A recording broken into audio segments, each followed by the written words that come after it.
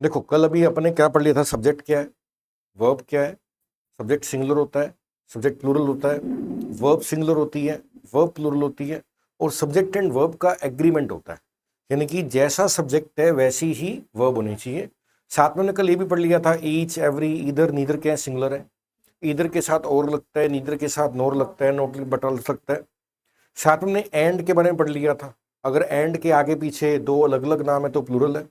और अगर हमें क्लियर नहीं है कि सिंगुलर है कि प्लूरल है, कई बार पोस्ट आ जाती है, कोई पोजीशन आ जाती है, तो हम आर्टिकल्स को भी देख सकते हैं। ये भी तरीका है, अगर आर्टिकल एक बार आ रहा है तो सिंगुलर है, और आर्टिकल दो बार आ गया जैसे the manager and the assistant, तो ये प्लूरल बन गया, दो अलग अलग लोग बन गए। कल के लेक्चर में हमने ये भी कवर कर लिया था, काउंटेबल नाउन क्या है, अनकाउंटेबल नाउन क्या है। जिसको अगर आप गिन सकते हो काउंटेबल है, जिसको गिन नहीं सकते वो अनकाउंटेबल है।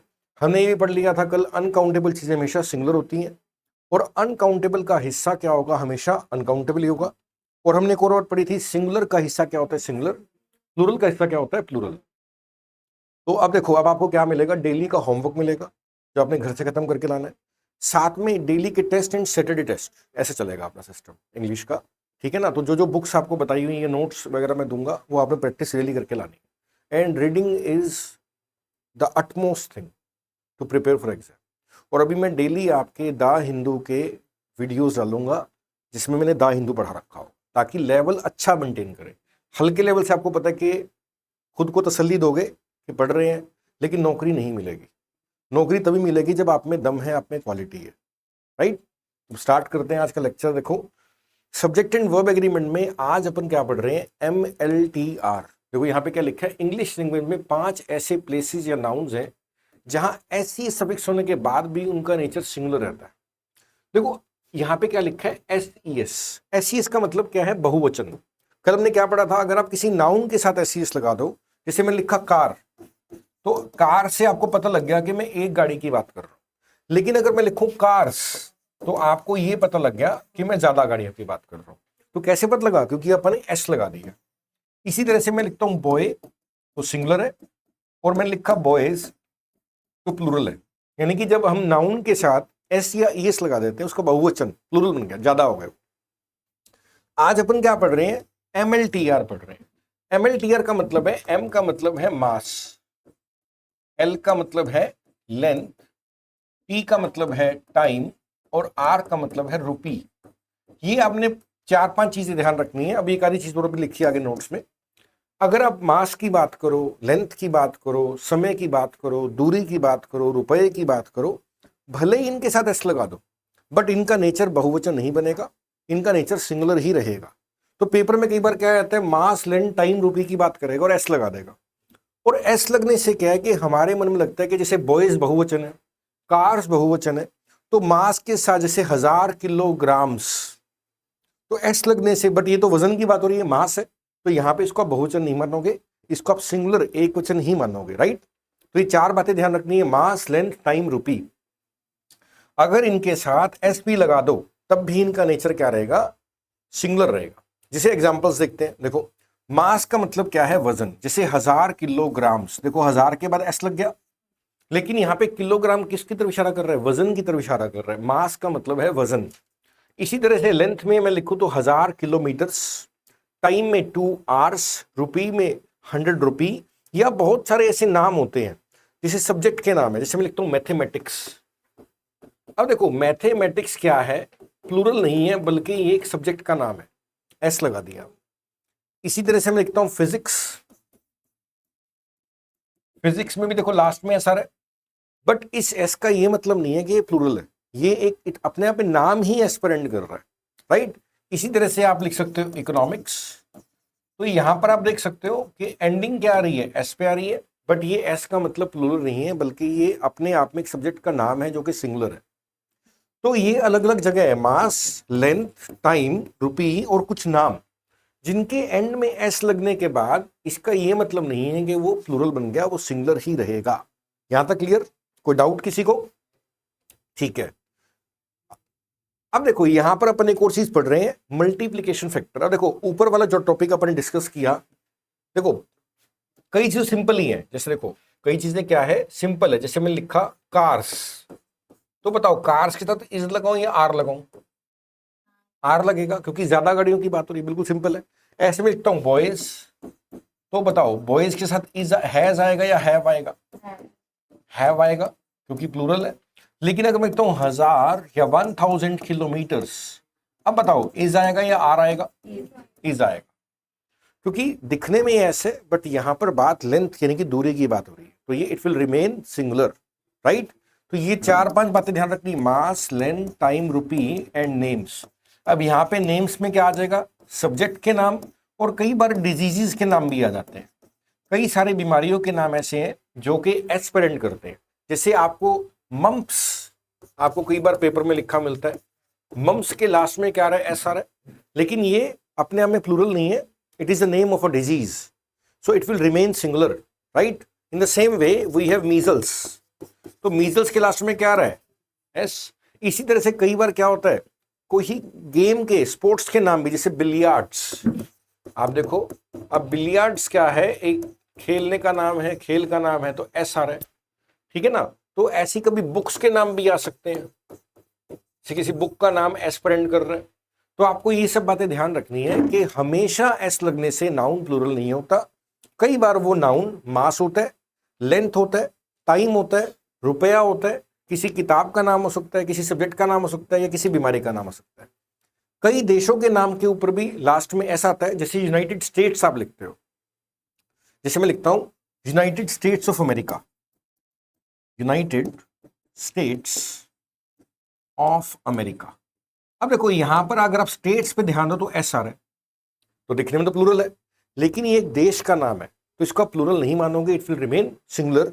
सो United states of America is आएगा, आर नहीं आएगा, क्योंकि it is a single name of a country, right.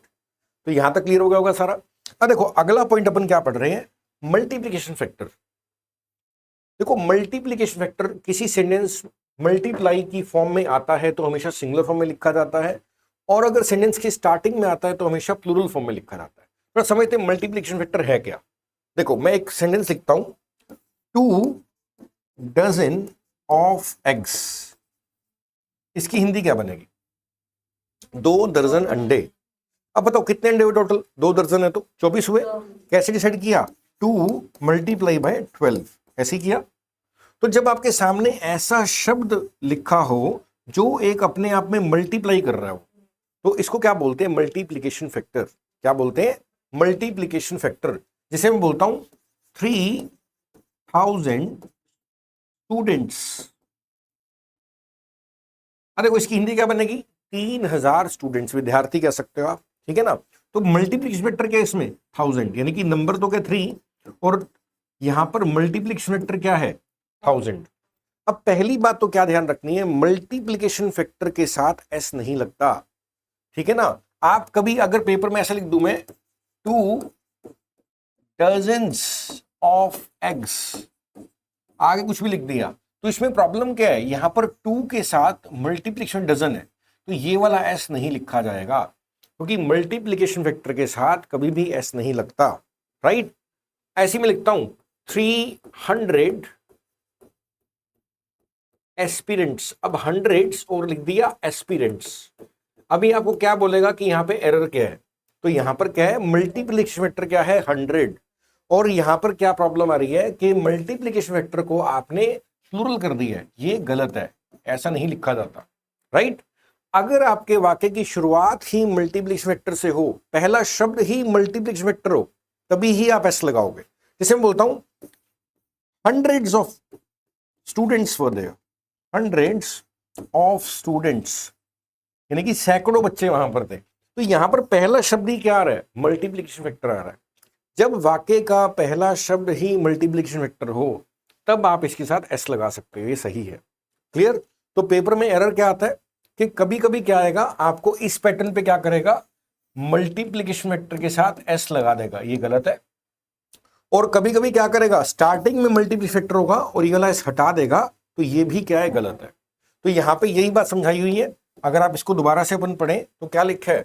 Multiplication factor अगर सेंटेंस की स्टार्टिंग में आएगा, देखो फॉर्म में आता है, सिंगुलर फॉर्म में आता है, अगर ये सिंपल लिखा जाता है, और अगर ये सेंटेंस की स्टार्टिंग में आता है तो ये प्लूरल फॉर्म में आता है।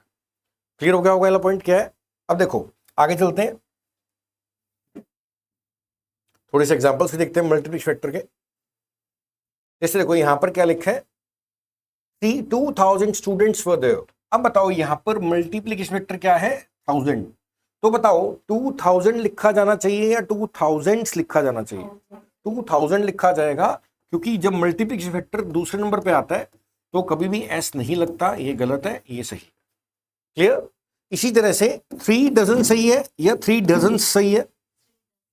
3 डजन सही है, 3 डजन गलत है। इसी तरह से आगे देखते हैं। देखो अब आगे बढ़ते हैं। अब यहां पर क्या है, देखो 1000 of students were there. First word क्या आ रहा है बताओ, मल्टीप्लिकेशन फैक्टर का आ रहा है, राइट। और अगर ये स्टार्टिंग में आएगा तो बताओ एस लगना चाहिए कि लगना चाहिए? लगना चाहिए, तो ये सही है, ये गलत, राइट। इसी तरह से ये पॉइंट क्लियर हो गया मल्टीप्लिकेशन फैक्टर का। अब देखो अब आगे चलते हैं अपन, नेक्स्ट पॉइंट क्या है हमारा इसके अंदर, पेयर्ड वर्ड्स। तो ये भी बहुत फेवरेट है एग्जाम का, और बार बार यहां से हमारे को क्वेश्चन देखने को मिलते हैं। पेयर्ड वर्ड का मतलब क्या है, ये वो नाउन है जो जोड़े में दिखते हैं हमारे को, जैसे सॉक्स, पैंट्स, गॉगल्स। ये देखो स्पेक्टेकल्स, ये क्या है, पेयर के अंदर है। जब कोई चीज पेयर की फॉर्म में लिखी जाती है, ये हमेशा इसके में एस लगता है। क्या लगता है? एस लगता है। जैसे एग्जांपल देखते हैं। देखो जो पेयर्ड वर्ड्स होते हैं, they are always written in plural form. इनके साथ हमेशा एस लगेगा, ठीक है ना। They are always plural in nature.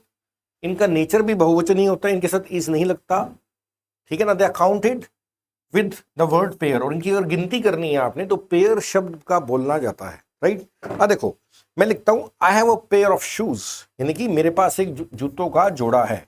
अब जोड़े कितने हैं? एक, तो क्या लिखा, अ पेयर, ठीक है ना। देखो आप ये नहीं कहते कि आई हैव शूज, ये गलत है। क्या लिखा है? I have a pair of shoes. I have 2 pair of spectacles. Spectacles क्या होते हैं? चश्मे, हिंदी में क्या बोलते हैं? चश्मे। पेयर कितने इसके? 2। अब यहां पर पेयर क्या है? मल्टीप्लिकेशन फैक्टर है, इसलिए यहां पे एस नहीं लगेगा, 2 पेयर लिखा जाएगा, 2 पेयर्स नहीं लिखा जाएगा। आगे समझ? आई हैव 2 स्पेक्टेकल लिखना भी गलत है। अब आगे चलते हैं। ये एग्जांपल्स दिखा रखे हैं। स्पेक्टेकल्स होते हैं, सीजर्स के स्पेलिंग भी बार बार पेपर में आते हैं, कैंची, ट्राउजर्स, टोंग्स, चिमटा जिसको बोलते हैं। तो ये सब क्या है, मतलब कि आपके अलग अलग नाउन है जो कि पेयर की फॉर्म में लिखते हैं हमारे को। पेपर में सबसे सिंपल एरर क्या देगा, ये वाला एस गायब कर देगा और आपको क्या बोलेगा कि एरर बताओ। इसमें पेंट लिख देगा, पेंट नहीं होगा, क्या होगा? पेंट्स होगा, राइट। ये आपको एरर देखने को मिलता है पेपर के अंदर। अब देखो यहां तक हमने पढ़ लिया, और देखो कुछ और कॉमन वर्ड्स हम पढ़ेंगे।